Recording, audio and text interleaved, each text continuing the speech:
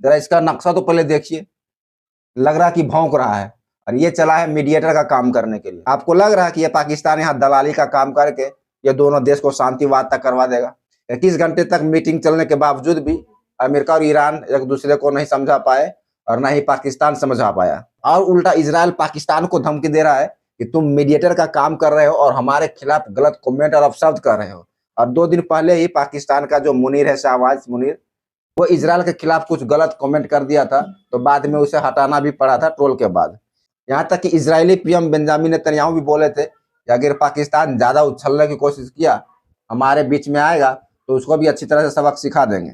और पाकिस्तान भी बोल रहा है कि कोई बात नहीं भैया, हमको सबक सिखाओगे तो हम भी पीछे नहीं हटेंगे। ऐसे में समझते हैं कि क्या पाकिस्तान और इजराइल के बीच अगर आज के डेट में युद्ध होता है तो कौन जीतेगा, इसका मिलिट्री पावर क्या है। साथ में यह भी समझेंगे कि इजराइल और पाकिस्तान का जल थल नभ, इन तीनों एरिया में कौन सा देश किसके ऊपर भारी पड़ेगा। आइए हम आज इस वीडियो में जानते हैं। वीडियो आप पूरा देखिए तो आपको ज्यादा समझ में आएगा। देखिए, सबसे पहले अगर इजराइल और पाकिस्तान के सेना की बात किया जाए, मिलिट्री स्ट्रेंथ की, तो इसमें इजराइल के पास अभी फिलहाल 1,70,000 एक्टिव सैनिक हैं, ठीक है, जो कि अभी ग्राउंड पे अवेलेबल है, वो मतलब सक्रिय हैं। वहीं रिजर्व सैनिक उनके पास 4,50,000 है और बहुत हाईटेक सेना है। ट्रेनिंग और टेक्नोलॉजी के मामले में इजराइल आगे है।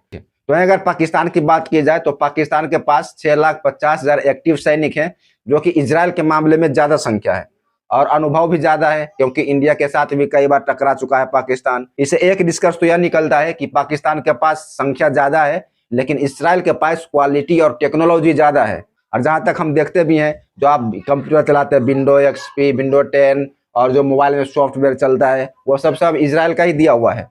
यहाँ तक कि वो पेगासस का और पेजर बम का ये सब ब्लास्ट होने का जो खबर आई थी पिछले सालों में, तो वो सब इजराइल का ही किया धरा है, ठीक है। तो इजराइल मतलब टेक्नोलॉजी में बहुत आगे है पाकिस्तान से, लेकिन पाकिस्तान के पास मिलिट्री फोर्स ज्यादा है। तो वहीं अगर एयरफोर्स की बात किया जाए तो इजराइल के पास फाइटर जेट है F-35, जो अमेरिका के द्वारा दिया गया है और ये काफी एकदम एडवांस है और उन्नत है। स्टील्थ फाइटर जेट है और F-16 भी है और F-15 भी है, ये सब अमेरिका के द्वारा ही दिया गया है। दुनिया की सबसे आधुनिक एयरफोर्स में से एक माना जाता है ये एयरफोर्स।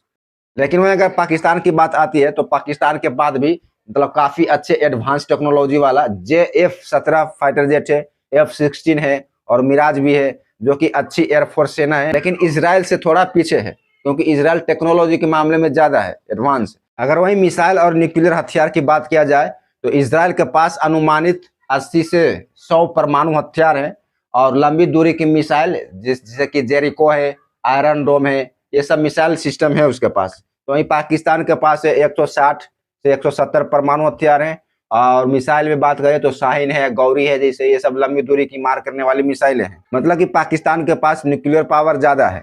इसका निष्कर्ष यह निकलता है कि पाकिस्तान के पास ज्यादा न्यूक्लियर हथियार होने के बावजूद भी पाकिस्तान थोड़ा इजराइल से डाउन ही है। तो वहीं अगर इन दोनों देशों के टेक्नोलॉजी और साइबर की बात किया जाए तो इजराइल साइबर सुरक्षा में, AI, ड्रोन टेक्नोलॉजी में दुनिया में टॉप देशों में गिना जाता है, ठीक है। और इसका एक सबसे बड़ा जो खुफिया एजेंसी है मोसाद, ठीक है, वो पूरी दुनिया में चर्चा का विषय बना रहता है और इजराइल की रक्षा भी करने में काफी आगे है। कुछ भी अगर इजराइल में होता है, अभी जैसे कि ईरान के ऊपर हमला हो रहा है, तो ये मोसाद ही कमान संभाले हुए है, ठीक है। तो इजराइल का खुफिया एजेंसी मोसाद है, वो काफी टेक्नोलॉजी से लैस है। वहीं पाकिस्तान की बात किया जाए तो टेक्नोलॉजी ठीक ठाक है, लेकिन इजराइल से थोड़ा कम है। वहीं अगर इंटरनेशनल सपोर्ट की बात किया जाए, ठीक है, अंतर्राष्ट्रीय समर्थन किस देश को मिलता है, तो इजराइल जो है उसको यूनाइटेड स्टेट्स मतलब पूरी तरह से सपोर्ट करता है। जैसे कि अभी लड़ाई में भी देख रहे हैं, ईरान के साथ जो हमला हो रहा है, इजराइल का कितना सपोर्ट कर रहा है अमेरिकन वाला। तथा नाटो देश जो है वो भी इसराइल को खुलकर नहीं लेकिन पीछे से बहुत सपोर्ट करते हैं। तो वहीं पाकिस्तान है, तो पाकिस्तान का भी चाइना खुलकर समर्थन करता है और जो कुछ छोटे छोटे मुस्लिम देश हैं वो भी पाकिस्तान को काफी समर्थन दे रहा है, ठीक है। और पाकिस्तान ऑलरेडी उसके पास वेपन ज्यादा है, परमाणु बम, इसीलिए वो ज्यादा उछलता है। अब दोनों का इंटरनेशनल पावर से एक बात निकल कर आती है कि इन दोनों में अगर युद्ध होता है तो बहुत बड़े लेवल पर फैल जाएगा पूरी दुनिया में। लेकिन वहीं अगर दूरी या डिस्टेंस की बात किया जाए तो इजराइल और पाकिस्तान के बीच मतलब सीधा कोई बॉर्डर नहीं है। पाकिस्तान इधर है तो इजराइल इधर है, जैसा कि आप यहाँ देख सकते हैं। कहाँ है ये देखिए, इजराइल यहाँ है तो पाकिस्तान इधर है, ठीक है। तो इस तरह से ये दोनों के बीच में काफी दूरी भी हो जाती है। और ये दोनों देश अगर चाहें कि हम ग्राउंड से मतलब मार करें मिलिट्री भेजकर, तो ये इम्पॉसिबल है। इनको ऊपर से ही मार करने पड़ेगा, सीधा ऊपर हवाई जहाज से मारो, मिसाइल से मारो, ड्रोन से मारो, ऐसा इससे लड़ना पड़ेगा। ठीक है, इजराइल और पाकिस्तान के बीच सीधा बॉर्डर नहीं है, बीच में कई देश आ जाते हैं, तो इसका मतलब यही हुआ कि सीधा युद्ध करना बहुत मुश्किल है और महंगा होगा। अगर टेक्नोलॉजी और एयर पावर और स्ट्रेटजी देखा जाए तो इसराइल ज्यादा मजबूत दिखता है, और संख्या और न्यूक्लियर देखा जाए तो पाकिस्तान ज्यादा मजबूत दिखता है। लेकिन सबसे महत्वपूर्ण बात यह हो जाती है कि अगर न्यूक्लियर युद्ध हुआ तो कोई नहीं जीत पाएगा, क्योंकि आपको मालूम है न्यूक्लियर युद्ध जो होता है तो उसमें परमाणु बम छोड़ा जाता है, और एक परमाणु बम जिस जगह पे गिराया जाता है तो वहां पे करीब आसपास के 20 किलोमीटर 30 किलोमीटर एरिया में सब स्वाहा हो जाता है। और बाकी जो उसका रेडिएशन होता है वो 2-2 साल 4 साल 5 साल 20-20 साल तक रेडिएशन रहता है, वो हवा में मिला हुआ रहता है, घुला हुआ रहता है। ठीक है, तो उस वजह से ये बहुत काफी खतरनाक हो जाता है परमाणु बम। इसीलिए अगर कोई देश, इजराइल हो या फिर पाकिस्तान, एक दूसरे के ऊपर अगर परमाणु बम दागता है तो उससे काफी नुकसान होगा। जैसे कि अमेरिका ने हिरोशिमा में परमाणु बम फेंका था तो कितना 1,20,000 लोगों की मौत हो गई थी, तो इससे कितना बड़ा नुकसान हुआ था उस वक्त। और अभी तो डिजिटली जमाना आ गया है, अभी तो सबके पास इतने घातक घातक परमाणु बम है कि मतलब उसका अंदाजा आप नहीं लगा सकते हैं। और पाकिस्तान के पास अभी 170 से 80 प्लस है। ठीक है, और इजराइल के पास भी 80 से 100 है लगभग, अनुमानित ऐसा लगभग कहा जाता है। तो अगर न्यूक्लियर युद्ध हुआ तो कोई नहीं जीतेगा, दोनों देशों को भारी नुकसान होगा और पूरी दुनिया भी इससे तबाह हो जाएगी, प्रभावित होगी। यहाँ एक बात और समझ लीजिए कि अगर पाकिस्तान और इजराइल के बीच युद्ध हुआ तो रियलिस्टिक सिनारियो सोचे तो यह सीधा आमने सामने युद्ध नहीं होगा, क्योंकि दोनों देशों के बीच दूरी बहुत है। उसमें भी स्टेप बाय स्टेप फॉलो करके वो लोग हमला करेंगे, जिससे कि उसमें सबसे पहले तनाव होगा दोनों देशों के बीच, शुरुआत होगा किसी बड़े घटना के लिए, मतलब एक देश दूसरे देश के ऊपर प्लान बनाएंगे, जिससे कि साइबर अटैक, प्रॉक्सी कॉन्फ्लिक्ट। ठीक है, ये दोनों देश के बीच काफी तनाव बढ़ेगा। फिर दोनों देश अपनी सेनाओं को हाई अलर्ट पर रखेंगे, और यूनाइटेड स्टेट और चाइना जैसे देश ये सब स्थिति पर नजर बनाए रखेंगे। इजराइल के लिए उधर अमेरिका है और इधर पाकिस्तान के लिए चाइना है, और ये दोनों आंख लगा गड़ा के देखते रहेगा कि आखिर ये इजराइल और पाकिस्तान वाला दोनों कर क्या रहा है। ठीक है, तो ये सब स्थिति स्टार्टिंग में बन जाएगी युद्ध होने से पहले। लेकिन अगर युद्ध शुरू हो भी गया तो साइबर वार और इंटेलिजेंस की महत्ता काफी बढ़ जाएगी। इजराइल अपनी साइबर ताकत से पाकिस्तान के कम्युनिकेशन सिस्टम, रडार, बैंकिंग आदि को टारगेट में ले सकता है, क्योंकि वो एडवांस में काफी आगे है, पाकिस्तान से बहुत आगे है। पाकिस्तान उतना सोच भी नहीं सकता है, लेकिन पाकिस्तान भी इतना भी पीछे नहीं है, वो भी है, जवाब देने के लिए साइबर अटैक कर सकता है। ठीक है, इस फेज में डिजिटली डैमेज होगा और ज्यादा नुकसान होगा सभी देशों को, और जमीन पर लड़ाई तो कम होगा लेकिन ऊपर ऊपर ही मार ज्यादा होगा। अब तनाव हो जाने के बाद हवाई हमला चालू होगा, तो उसमें हवाई हमला में इजराइल के पास लॉन्ग रेंज जेट जैसे कि F-35 है, वो काफी दूर तक मार भी करता है और काफी प्रीशियस से स्ट्राइक करता है। ठीक है, वहीं पाकिस्तान के पास भी अपनी एयर डिफेंस और जेट से जैसे कि F-17, F-16, ये सब भी, इससे भी जवाब दे सकता है इजराइल को। और वहीं अगर एयर बैटल शुरू हो गया, हवाई हमला, तो पाकिस्तान अपने इलाकों में एडवांस रहेगा, फिर मिसाइल से अटैक किया जाएगा। दोनों देशों के पास लंबी दूरी की मिसाइलें हैं, पाकिस्तान के पास शाहीन है, गौरी है, तो वहीं इजराइल के पास जेरिको है। इसराइल का आयरन डोम भी है, जो कि मिसाइल कुछ हद तक मतलब आने वाले टारगेट को रोक भी सकता है। तो मतलब ये दोनों देशों में अगर युद्ध हो जाता है तो नुकसान दोनों तरफ से होगा और भारी होगा। अब चूंकि मामला अगर लास्ट पोजीशन तक पहुंच जाए कि न्यूक्लियर वेपन चलाना हो, तो फिर इसमें सीज फायर का भी मतलब आ जाता है बात कि चलो अब हो रहा है इतना मारा मारी तो सीज फायर कर दो, जिससे कि अभी अमेरिका ने सीज फायर का ऐलान किया है 14 दिनों के लिए। ठीक है, तो इजराइल वाला कहाँ मान रहा है, वो तो ईरान के ऊपर अटैक कर ही रहा है, और ऊपर तो अभी मीडिएटर का काम कर रहा था पाकिस्तान, वो भी विफल हो गया, कुछ हुआ ही नहीं, इस्लामाबाद में आने से मतलब ही नहीं हुआ कुछ। ठीक है, तो इस तरह से लास्ट पोजीशन पे आके जब देखते हैं कि हाँ ज्यादा नुकसान हो रहा है दोनों देशों तीनों देशों के बीच, तो सीज फायर ऐलान कर दिया जाए। तो सीज फायर भी अगर देश मानने को तैयार होता तो ठीक है, तो वरना हरी हरी। ठीक है, तो इस तरह से सीज फायर का भी ऑप्शन आता है, लेकिन वो लास्ट में आता है, शुरू में भी कर सकते हैं या तो लास्ट में करता है। ठीक है, तो इस सीज फायर में होता क्या है, इंटरनेशनल प्रेशर से युद्ध रुक सकता है और दोनों देशों के नुकसान बहुत कम होता है। ठीक है, तो दोस्तों यहाँ तक तो आपको समझ में आ गया होगा कि अगर पाकिस्तान और इजराइल के बीच में अगर जंग होता है तो कैसे कैसे सिनारियो बनेंगे और कहाँ तक ये जंग आकर रुक सकती है। सबसे पहले दोनों देशों की थल सेना की बात की जाए, आर्मी की, तो इजराइल के पास 1,70,000 मतलब एक्टिव है, आपको पहले भी मैं बताया था वीडियो के शुरुआत में, पास जो एक्टिव है ग्राउंड पे भी काम कर रहा है वो 1,70,000 है। और वहीं रिजर्व जो बैकअप में रखा हुआ है 4.5 यानी कि 4.5 लाख सैनिक वो रिजर्व में रखा हुआ है। अगर किसी देश के ऊपर हमला करना है, कुछ भी काम हो, तो कहीं दूसरी जगह सेना भेजना हो, तो ये 4.5 लाख जो होते हैं वही सब संभालते हैं। अगर टैंक की बात किया जाए तो इसराइल के पास 1300 टैंक है, उसमें मार्कोवा बहुत एडवांस है, फीचर से लैस है।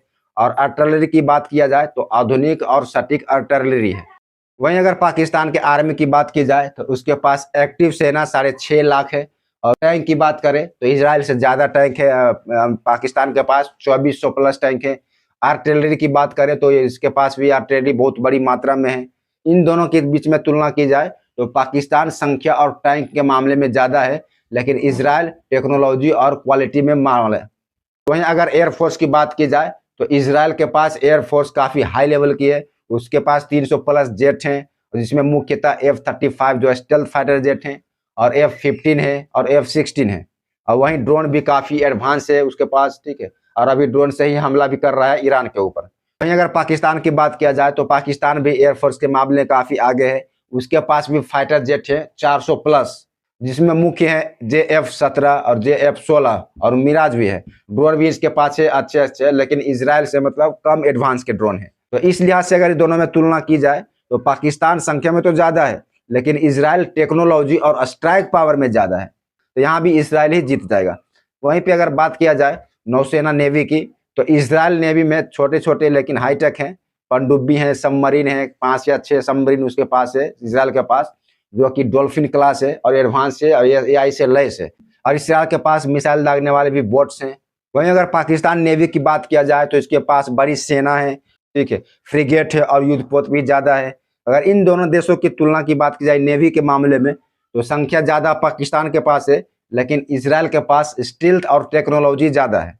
यहाँ भी पाकिस्तान जीत सकता है, लेकिन पाकिस्तान से कहीं ज़्यादा इसराइल जीत जाएगा। तो वहीं अगर इन दोनों देशों के बीच में मिसाइल सिस्टम का अगर हम कंपैरिजन करें तो इसराइल के पास जेरिको है, जो कि लॉन्ग रेंज मिसाइल मार करने वाली है, और यह 15 मैक हमारे आवाज़ से 15 गुना ज़्यादा तेज भागती है। आयरन डोम डिफेंस सिस्टम है, जो कि अपने टारगेट को रोक भी सकती है और ये काफ़ी खतरनाक तरीके से मार भी सकती है। वहीं डेविल स्लिंग है, एरो सिस्टम है। तो पाकिस्तान के पास भी शाहीन है, गौरी है और बाबर मिसाइल है, जो कि लंबी दूरी तक की स्ट्राइक कर सकता है। पाकिस्तान के पास भी 15 मैक प्लस दूरी मार करने वाली मिसाइलें हैं, ठीक है। और इन दोनों की तुलना की जाए तो पाकिस्तान मिसाइल के मामले में ज़्यादा है, लेकिन इसराइल डिफेंस सिस्टम के मामले में ज़्यादा है। उसके बाद टेक्नोलॉजी है, ठीक है। तो इससे एक बात तो क्लियर हो जाती है कि भैया पाकिस्तान से कहीं काफ़ी AI टेक्नोलॉजी और क्रोनोलॉजी के मामले में इसराइल काफ़ी आगे है पाकिस्तान से, ठीक है। तो जितना मैंने आपको बताया उससे एक बात तो यह क्लियर हो जाती है, तो इसराइल पाकिस्तान से AI और टेक्नोलॉजी के मामले में काफ़ी ज़्यादा है। अब वहीं अगर परमाणु हथियार न्यूक्लियर वेपन की बात की जाए तो इसराइल के पास 80 से 100 अनुमानित है परमाणु बम। वहीं पाकिस्तान के पास 160 से 170 परमाणु बम है, ठीक है। ये अनुमानित है, हालांकि कोई देश ऐसा मतलब खुलकर नहीं बोला है कि हमारे पास इतना ही है। अब यहाँ पर अगर इन दोनों देशों की तुलना की जाए तो पाकिस्तान के पास ज़्यादा न्यूक्लियर वेपन है, ठीक है।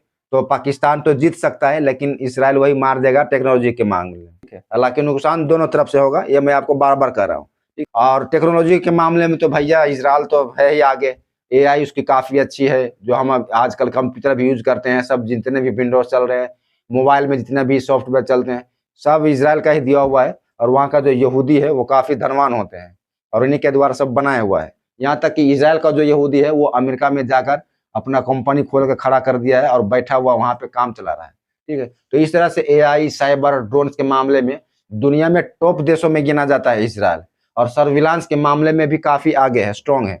वहीं पाकिस्तान जो है वो अभी उसका भी ठीक ठाक थोड़ा है, चलने काम चलाऊ है, लेकिन वो अभी फिलहाल AI पर ज़्यादा इम्प्रूवमेंट ला रहा है, ठीक है। लेकिन इसराइल वही आगे है। अब यहाँ कुल मिलाकर यही लगता है, अगर फाइनल निष्कर्ष निकाला जाए तो इसराइल के पास क्वालिटी, टेक्नोलॉजी और स्ट्रेटजी ये काफ़ी उन्नत है। वहीं पाकिस्तान के पास क्वांटिटी और मैन पावर और न्यूक्लियर स्ट्रेंथ ये काफ़ी है। दोस्तों आपको मैंने यहाँ तक बताया कौन से देश के पास कितना है, कौन आगे है कौन पीछे है। तो आप बताइए कमेंट करके कि आखिर इन दोनों देशों के बीच आज के डेट में अगर युद्ध होता है तो कौन जीतेगा। हमारे समझ से तो ऐसा लग रहा है कि कोई भी देश नहीं जीतेगा, दोनों बराबर ही रह जाएगा, लेकिन जान माल और नुकसान काफ़ी ज़्यादा हो जाएगा और यह पूरी दुनिया के सिचुएशन के लिए मतलब खतरा बन जाएगा, ठीक। अगर आपको क्या लगता है कि कौन जीतेगा आप कमेंट कीजिए और बताइए, इसराइल जीतेगा या पाकिस्तान जीतेगा, और आने वाले दिनों में क्या हो सकता है अगर आप कुछ बोलना चाहते हो तो बोलिए। और यहाँ तक वीडियो को देखने के लिए आपका बहुत बहुत धन्यवाद दोस्तों। पहली बार वीडियो देख रहे हैं तो चैनल को सब्सक्राइब जरूर करें और एक लाइक करें। मिलते हैं एक नेक्स्ट वीडियो में। धन्यवाद। जय हिंद।